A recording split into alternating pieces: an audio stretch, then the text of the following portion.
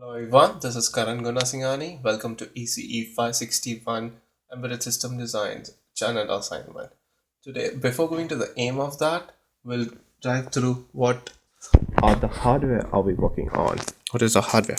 So this is MSP432 P401 R launchpad generated by Texas Instrument. It has a 32-bit ARM Cortex M4 processor with floating point and DSP power DSP generation. It also has various timers. It works on a low power mode. It has two switch buttons, that is P1, that is generated on P1.1 and P1.4. Today we'll be using P1.4 in it. It has two LED inputs, that is P1.0 and P2.12 and 0. It also has an XDS emulator in it, XDS110 XT emulator in it, which helps us in energy in debugging and energy tracing technology and exploring those things. It has a JTAG connector through which we can connect it to the computer and do various things. We can flash the code. It has a 256 KB of a flash memory and 64 KB of a RAM. Now let's see what is the aim and the block diagram of the project. The aim of the assignment is to program the 128 kilobytes of flash main memory, and the watchdog timer should be set to expire in 1 second. So every time the 128 KB of flash memory is programmed correctly, the green LED should be blinked for 1 second. And in the process of this, if in case the user wants to reset the whole system, the user should have the possibility to press and hold the button for a sufficient amount of time, that would be 1 second, so that the watchdog timer should not reset its counter, and hence it will reset the whole system.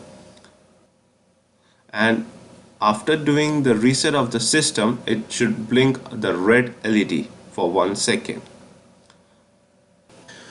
So for this aim, we need just a one push button, a green LED and a red LED as an output. So in between we can consider this as a whole block when we consider at the basic level, that is the block diagram level 0.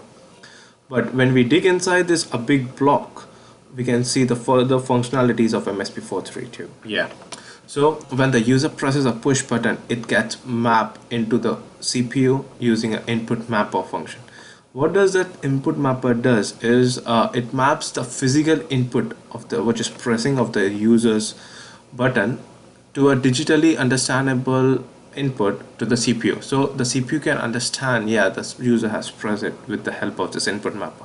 Input mapper also helps interrupt controller to understand that whether the input has been pressed or not. So whenever I press a button, I can set up as a hardware interrupt, and I can call a function which is routine at this port 1 ISR. So there's a location where we can call this function. Okay, so interrupt controller is also used for handling software interrupts, which we'll be using the sysdig handler.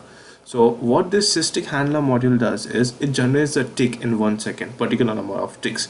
So we can configure this, works on a M clock timer. So we can configure the M clock to produce 1.5 megahertz, and we can give the sysdig count as 1.5 mega, so it will generate one tick per second.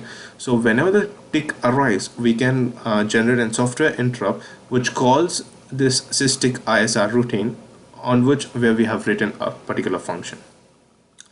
And whenever we need to output, like for example glowing of an LED, so what we digitally say to output mapper, that glow it.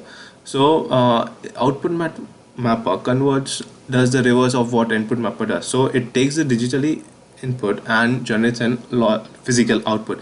So we can configure these ports as an output port.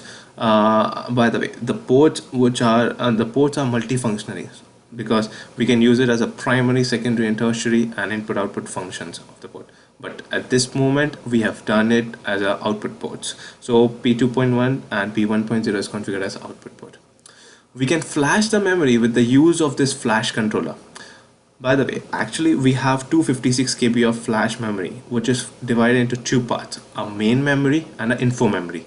The main memory further gets divided into two banks, which is a bank 0, a bank 1. Bank 0 starts from 000H. So at the bank 0 is a place where the whole code is written. That's why we are not touching the bank 0. Hence we will be programming the 128 KB of bank 1, that is 32 sectors, which is a 4 sector each, 4 KB each sector. Hence we will be using flash main memory bank 1, and all the 32 sectors will program it with the help of this. And we'll also configure the WTT timer, which is a watchdog timer, at 1 second. So every 1 second we need to reset the count of this WTT to get it expire in 1 second. And if we fail to do that, WTT timer will reset our whole system. Now let us see the flow activity diagram. So this is a YAML activity diagram of our main program. This is a start point from where it gets started. Initially, it initializes the port settings, that is, it configures the P1.4 as an input, that is a push button, P1.0 and 2.1 as an output pin, which are LEDs, as I've showed you over here. So after doing that, it makes also P1.4 as an interrupt enable, that is a hardware interrupt enable, so that whenever the user presses a button, the function should be called and ISR should be called. Initially we clear all the output so that the previously mapped output doesn't come into the picture when we start the system for the next time. So we clear all the outputs. Initially we need LEDs to be off. We set the core voltage for the power modes. We set the flash read cycles, that is a wait cycle. Suppose if flash messes up cycles, so it waits for 2 cycles and read it back. We initialize the sysdig handler, as I told you over here. For the software interrupt, we initialize the sysdig module, and that is we set the counts to 1.5 million. As sysdig handler works on M clock, actually there are 5 different timers which can be configured through 7 different sources into it, but here we'll be using digital control oscillator source of it, and we'll set the center frequency of DCO at 1.5 megahertz. Now we'll blink red LED for 1 second. Why we do this? Because whenever the watchdog timer is meant to reset the system should blink a one red LED for the 1 second. So that means what we can conclude from that is when the system gets reset, that is the system gets started again, it blinks a red LED. So we need to blink a red LED once at the start of the system. Now I start this interrupt master, even if I configure the hardware interrupt P1.4 and sysdig interrupt as a software interrupt, but if I did initialize this interrupt master, it's of the no use. So once I start enabling the interrupt master, then whenever the interrupts will come, they'll run a ISR routine. Now we'll use for 1 minute, as we need to flash the memory for every 1 minute, so we need to have a counter, and we'll count 1 second 60 times. So I use this flash counter as a counter for counting a 1 minute time. I made that count equals to 1 minute count at the initially writing the flash to it. So this is a loop where it waits for the flash counter to get it 1 minute. So as it gets 1 minute count, it enters first, it clears the count for the next 1 minute time, and then it writes the flash. Now I'll explain you this first, afterwards I'll go to the ISR. So what this flash, how do we program the flash? Flash is very protective thing. So for getting access to the flash, first we do the unprotect of it. Now we need to write 128 KB of flash to it. So there are 32 sectors. So we run a for loop over here also for unprotecting all the 32 sectors. Once we unprotect it, we mass erase all the memory. After doing erase, we write a data pattern, that is a data, that is A1 data, to all the 32 sectors through a loop. What we do is, as a sector size of 4 KB, so what we do is we initialize a buffer of 4 KB with the data pattern A1, and we run that in a loop for 32 times. And once the data gets written into the flash, then we again protect it as it is protected memory.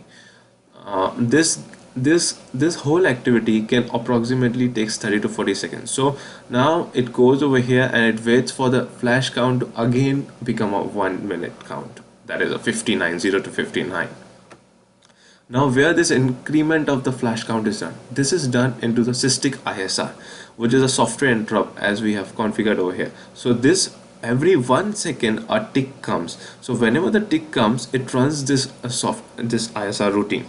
So what we do in that, we reset the watchdog timer as it is a requirement, because we have set it for 1 second, and if it is not done, then the whole system gets resetted. So we reset the watchdog timer and set it to get expire in next 1 second, and then we increment the flash count value. So once the flash count value becomes 60, it again runs this flash programming of the. This is a normal routine if the user doesn't press any button over here. Now suppose the user has pressed a button, so then a hardware interrupt is called. So whenever the hardware interrupt is called, it runs a ISR port 1 ISR where our programs are mapped. So it takes the status of the interrupt flags, and it checks whether the interrupt has been arrived because of that pin or not. So once doing that, it disables the interrupt for a time being, so that again and again the ISRs are not being called. Now suppose if the user has pressed and hold the button, here we check for what amount of time that user has hold the button. So if we have a function that is p1 in, where we can come to know about the activity of that button. So if it is pressed, then I'll get a 0 over here continuously, and I'll be in a loop.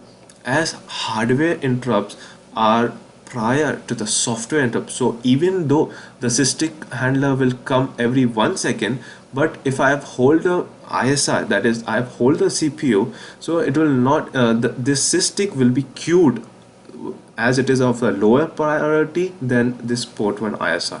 Hence the system will not reset the watchdog timer, and that's why it gets reset. So if the user has hold the button, the system gets triggered, because watchdog timer runs at the more higher priority than port 1 ISR, that is hardware interrupt. So whenever the watchdog timer gets expire, that means it believes that it assumes that the system got hanged because of some reason, and it expired and it reset the system. But if the user has just pressed and not hold the button, so then it will again enable the interrupt again, and then return back to the location from where it is called. That'll be like a normal routine, because and then in a second a SysTick will be called and a watchdog timer will get reset. But this is the main part of the this is the main part of it, because we need to hold the button, and so the watchdog timer doesn't get resetted, and hence it gets expired. Now we'll see through the code how it is being done. Hello,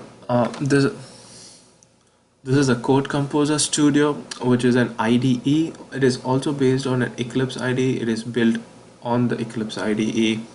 As we have, this is a code written window. There's a project explorer. There's a console. It's a errors and warning page. So we'll go through the code once. Just made my B, and then my ID, and my the project name. So this hash include MSP.h contains all the libraries which we'll be using of the MSP. There's a driver library which is written by somebody to help us to use the functionalities of the MSP.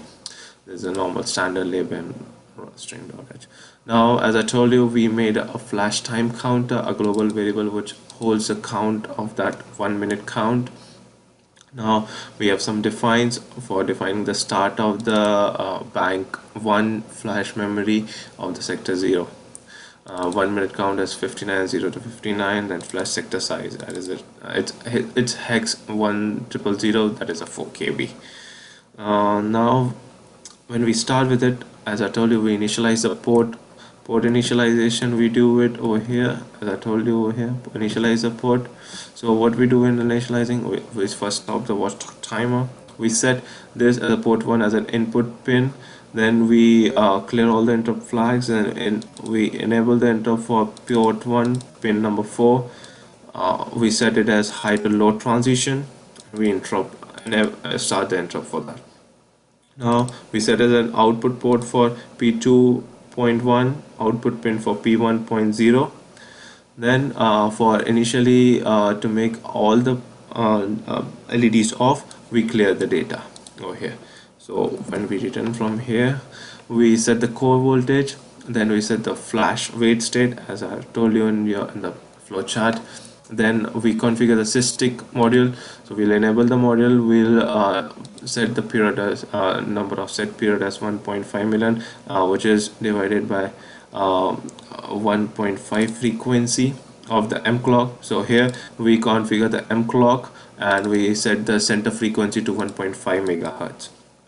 Now for the first blinking of LED, we do it like this. So we set LED's output bit as 1, so the LED gets started. We delay for 1 second. This is a software delay. This is also another functionality what we can use with the software delay. So it does what it does is, through this you can understand, through that we initialize the counter to 0, and we have calculated some 1 second count. So we increment the count until unless it reaches that count. That's nothing but a for loop over here. As you can see it inside this, it initializes the count and it sets a 0. This is the count what we get. So one loop takes 20 instruction cycles, and as we are running on 1.5 megahertz, so based on that we can calculate the time for 1 second. So in this way we calculated the software delay, and we use it for that. So it starts the LED, wait for 1 second, and stops it. Now as I told you into the flow chart, as we need to see for the flash counter over here, flash time counter, we set it for 1 minute count for the initial period of time. As I told you, we set the flash count value to 1 minute count for the first time initial writing the flash. So in this way we set it to 1 minute count. So when this is the main step, that is the interrupt enable master, that enables the master interrupt. So when we enter into the while loop, it checks for this counter to be 1 minute count. Then we clear the counter and then erase and write the program. So what we do in erase and write is nothing but unprotecting the flash memory, then mass erasing it, then initializing the count using the buffer. That is, the buffer has been initialized over here with an A1 data, and then we write it to all the program to all 32 sectors of bank 1 flash memory, and here we protect it. So once it is done, once we successfully write the flash, program the flash, we blink it green LED using the same method as we did it for red LED. So this is the basic runs. So there's a 1 second delay function, there's port initialize function we saw, flash and erase we saw. There's a sysdig. So whenever the software interrupt will come, this function will be called.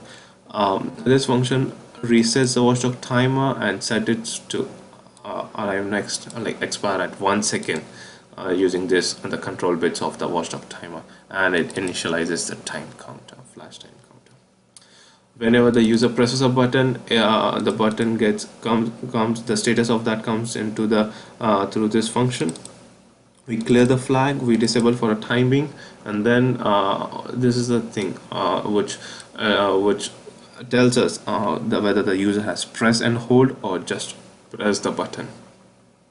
And then this. Now I'll debug it using the debug button of it, and I'll show you with the actual hardware.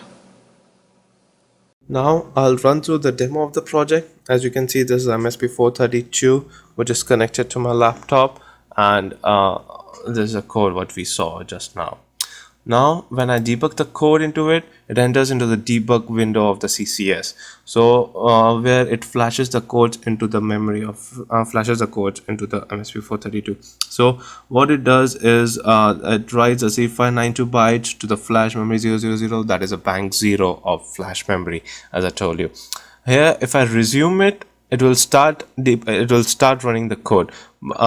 Here you have multiple debug facilities, that is you can single input, like you can step into a single step, you can step out also a single step if you want to go further and go on for analysis purposes. You have a breakpoint, you can put a breakpoint into it and you can stop anywhere. If you want to stop at that position, you can put a breakpoint onto it. You have multiple watch points, you have a count event to count the number of counts. You have a memory browser where you can browse the memory location of it. So here we'll start browsing the initial location of the memory bank 1, which is 0200. So as you can see, it's all FFFH. We can also see the last location of it. So you can see it's all FFFH. That is, now data has been written into it. Now when I run the code, when I start it, a red LED will blink it up. So now I'll start it just once. So as you can see, a red LED got blinked up. Now I'll start the counter as well, so that it will help us to start analyzing that the flash should take place within a minute. So it helps us to decide that time. Now the green LED should come within a minute, because the green LED gets blinked up after the flash is completely programmed. So let's wait and watch.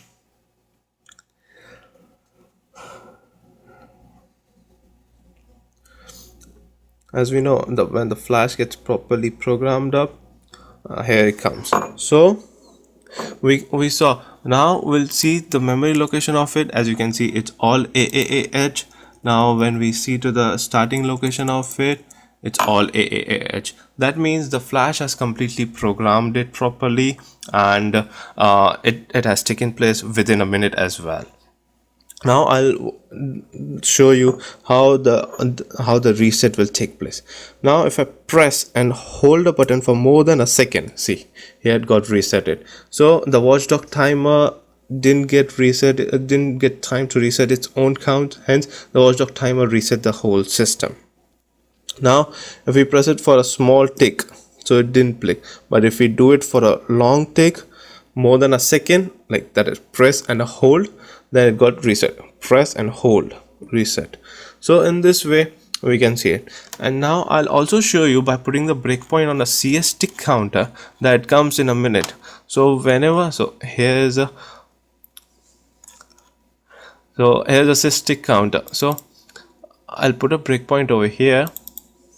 So see, you can see it now. Now the code is over here, the CPU processor is over here. Now if I'll run it, it'll again stop in a second. So it comes again back in a second. So every 1 second this sysdig handler is counted. So this helps us in debugging. The breakpoint helps in debugging as well. So this was a thing. Thank you for watching me. Thank you very much.